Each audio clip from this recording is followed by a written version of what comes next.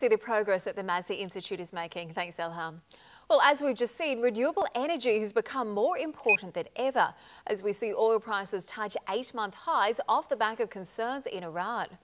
As every finance minister and central banker knows, each and every recession of the past 30 years has been associated with a sharp increase in the cost of crude. So joining us to explain the far-reaching effects of oil prices this year is Pankaj Gupta, the Associate Director of SMC Comex International DMCC. Welcome to the show this evening. Welcome. Hi, how are you?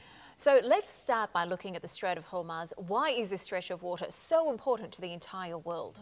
See, Strait of Hormuz is a checkpoint for oil from where, if you notice, there's 20% of entire world's oil supply is been traveling through. Out of this, you can say 35% of the seaborne oil is coming through Strait of Hormuz. Most of that, I would say 85% is going to India, Asia, Japan, South Korea, etc.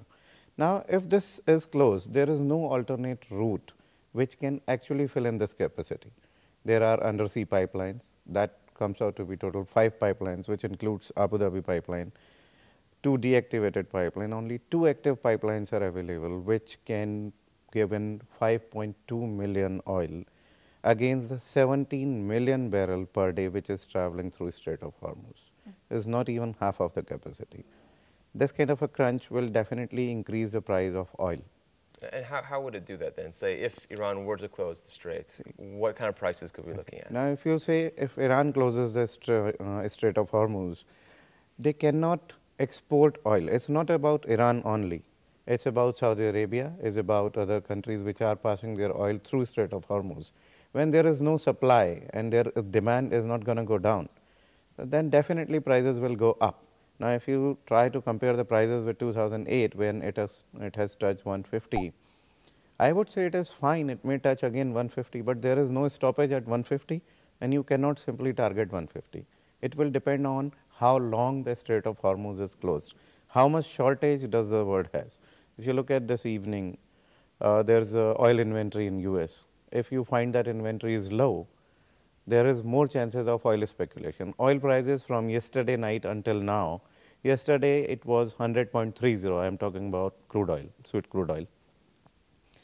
Today it has touched 102.80 already. So already 2%, 2.5% high this day. It's half of the day, US is still not operating.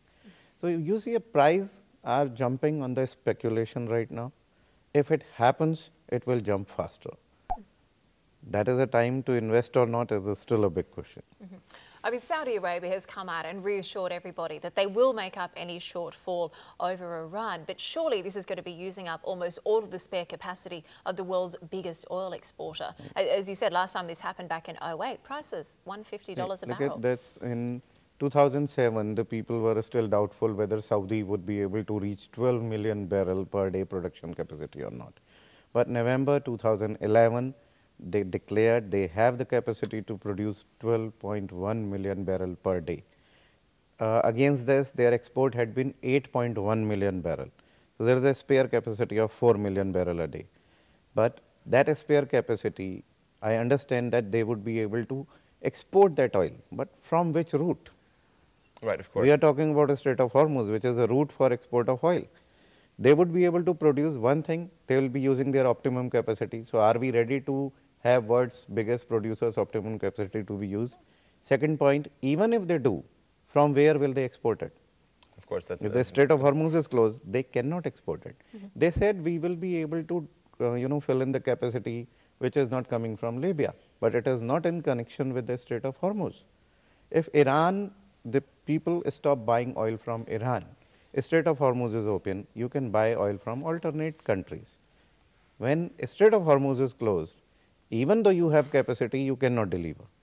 Now, one other thing I want to touch on quickly before we go. Just this week, we've seen the UAE announce that their brand new pipeline to export Abu Dhabi's oil has actually been delayed. Now, this pipeline was going to be able to bypass the Strait. So with the delay for 6 months, what does it mean for our market here? Now, let's see, Abu Dhabi presently is exporting 2.1 million barrel per day. This line's capacity is 1.8 million. So this line was an insurance to Abu Dhabi, UAE oil export, that we will not be stopped if Strait of Hormuz is closed. Now, this is a very crucial time when we needed insurance in UAE, right? Unfortunately, we don't have it now.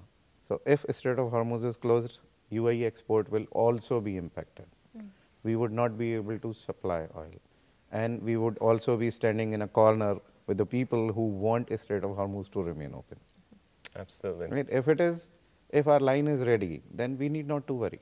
If the Strait of Hormuz is closed, we rather have a priority on supplying because we have alternate routes. So long term, it would be a solution, but of course, Long term, we have to wait long term, and see it is definitely that UAE will have their own pipeline to export their capacity.